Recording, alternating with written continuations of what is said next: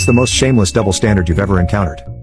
This happened about 10 years ago. My wife and I were having a disagreement, and she suggested that we ask her best friend to mediate. I agreed. Before we started, we made one rule: I would describe the situation first, and my wife wouldn't interrupt until her friend had given her opinion. After that, my wife could respond. So, I explained the reason for our disagreement to her friend. We had visited my wife's hometown, and on the day we were leaving, I was upset, so I stayed in the car and refused to join the family for lunch. My brother-in-law and father-in-law both came out to invite me in, but I stayed in the car. After they finished eating, I left with my wife without saying goodbye to her parents. Naturally, my wife was angry, and that's why we were having an argument. As I spoke, my wife tried to jump in several times, but I gave her a look to stop her. Her friend listened carefully, then looked at me and said, "Well, it's definitely your fault. No matter how upset you are, family members are innocent bystanders. You have to consider their feelings. They invited you in, and you still stayed angry. That's so embarrassing for them. You didn't even say goodbye when you left. That's just too much. It's not even about respect anymore. You've forgotten basic manners." After saying this, she gave me a disdainful look and then turned to my wife. My wife looked at me,